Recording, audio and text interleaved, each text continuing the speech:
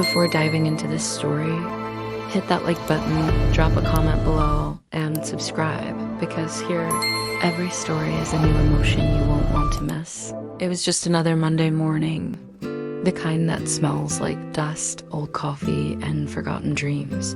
But for Leo, it wasn't just a day, it was a chance. With trembling hands and a heart brimming with quiet hope, he stepped through the back door of the old family restaurant. The same one his grandparents had built with bare hands and borrowed recipes. His backpack hung heavy on his shoulders, filled with knives, spices, and the weight of failure. He paused in front of the rusted stove, took a long breath, and whispered to himself, "All right, 9th time's the charm." The restaurant was once the heart of Bela Colina, a small town nestled between rolling hills and winding rivers.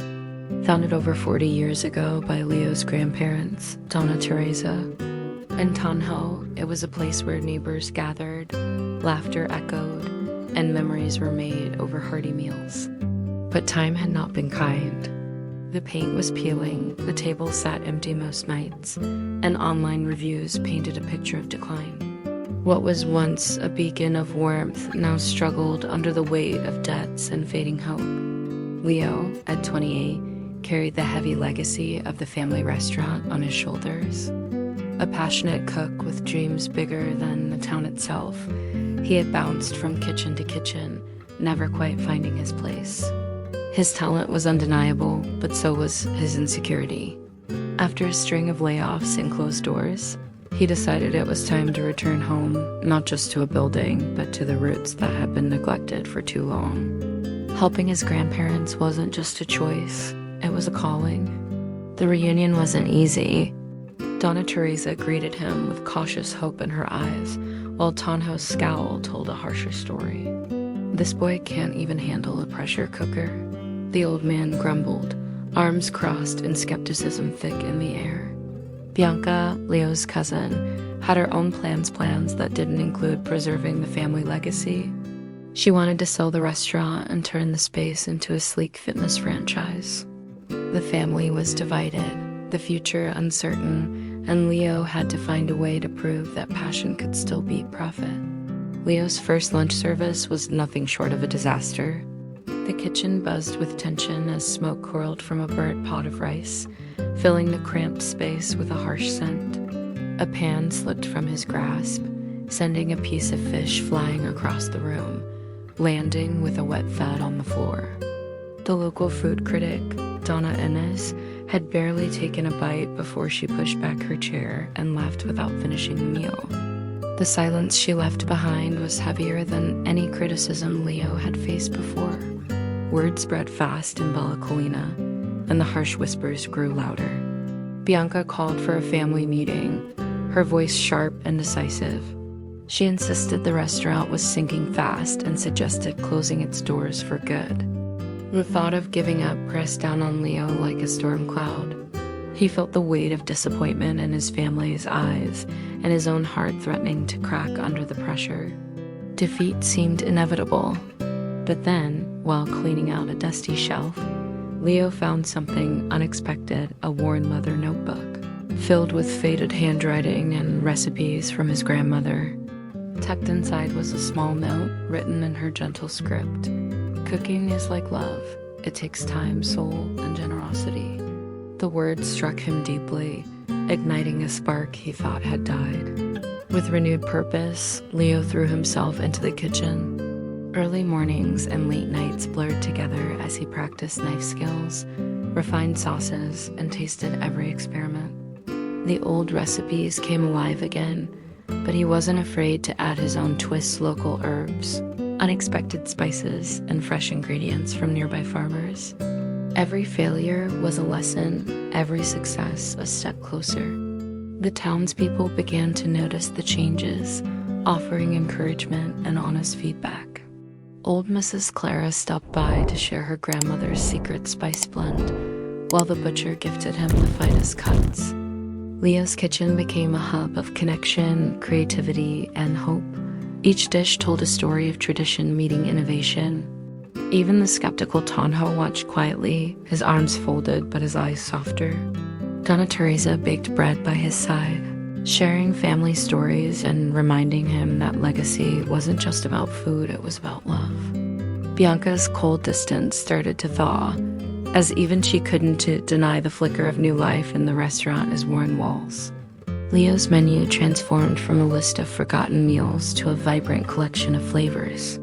Risottos mingled with fresh salads, and desserts carried the sweet memories of childhood. The small kitchen buzzed with energy, music, and laughter, a far cry from the heavy silence before. One rainy afternoon, Donna Inns returned, drawn by whispers of the rebirth. Leo prepared a special dish, hand steady, heart pounding. The critic tasted, paused, and slowly, a rare smile broke across her face. The silence was replaced by applause, soft but sincere. The festival of Bella Colina was approaching, and anticipation grew. Leo's confidence blossomed, but so did the stakes. The family's future and the town's pride rested on the success of that one night. Every challenge faced had prepared him for this moment. Leo stood in the kitchen, wiping sweat from his brow, the notebook open beside him. His grandmother's words echoed in his mind: time, soul, generosity.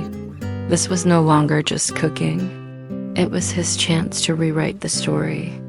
The announcement of the Bella Colina Flavor Festival spread through the town like wildfire. Bianca, with a smirk barely concealed, had quietly signed up the family restaurant, more to set Leo up for failure than to support him. She was convinced that this would be the final nail in the coffin of the old establishment.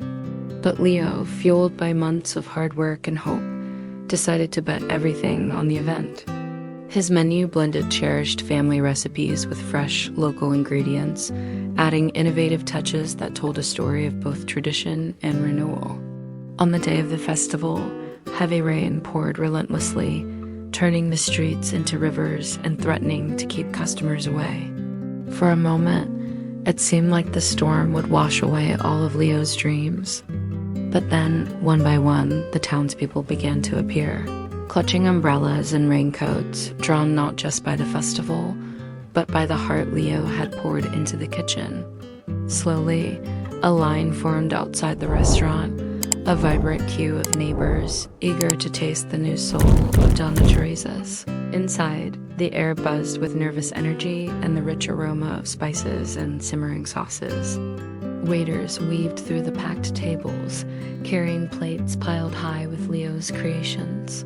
The townsfolk laughed, shared stories, and found comfort in every bite. The atmosphere was alive, warm against the chill of the storm outside. The restaurant had transformed into a haven of connection and celebration. Among the crowd, Donna Inns, the notoriously harsh food critic, slipped in quietly, her eyes scanning the room with a hidden curiosity. She was the one Leo most wanted to impress, the one whose words could lift the restaurant from its long shadow. When the main course was served, a risotto infused with rapadura, creamy local cheese, and topped with crunchy tayoba leaves, she tasted it with deliberate care. Time seemed to slow as she closed her eyes and savored the blend of flavors.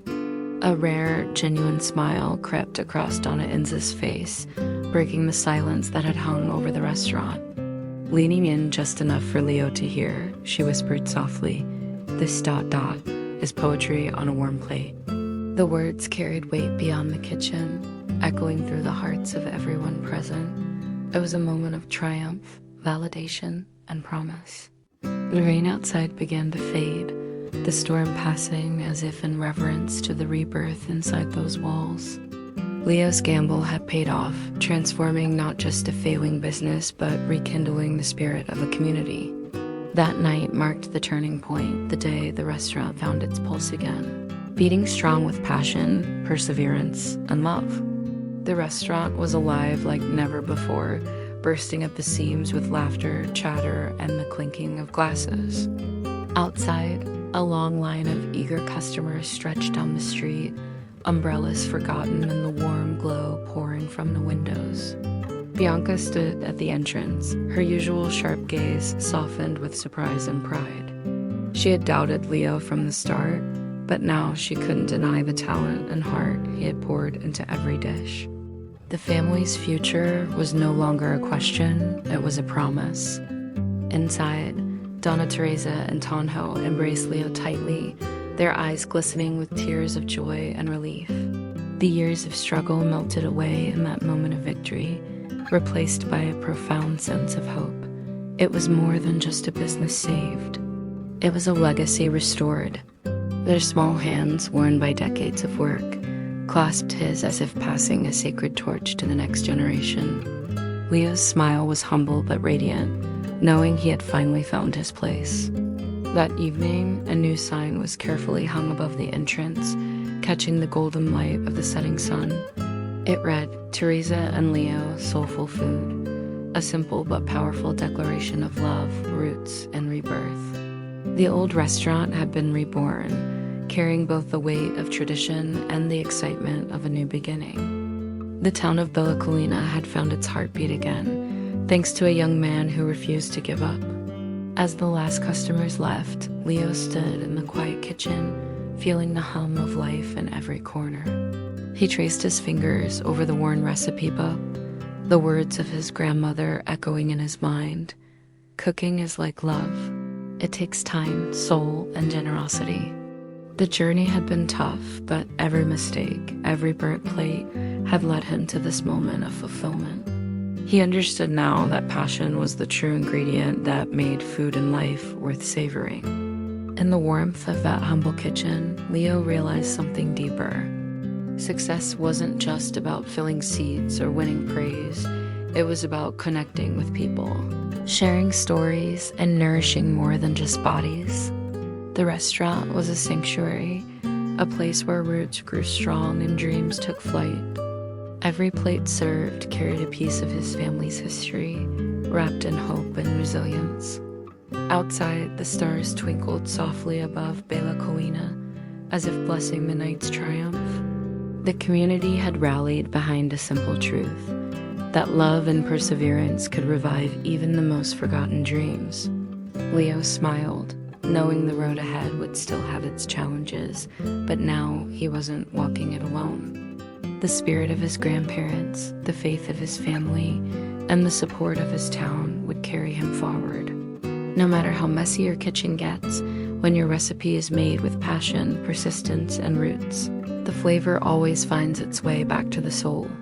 The love we put into anything, whether a meal, a dream, or a life, has the power to transform everything around it. And sometimes that is the most delicious victory of all. If this story touched your heart, don't keep it to yourself. Hit that like button, share it with someone who needs to hear it, and drop a comment below. Your words might inspire the next story. And hey, if you felt something real today, consider subscribing. We're building a community where stories heal, connect, and change lives. One video at a time.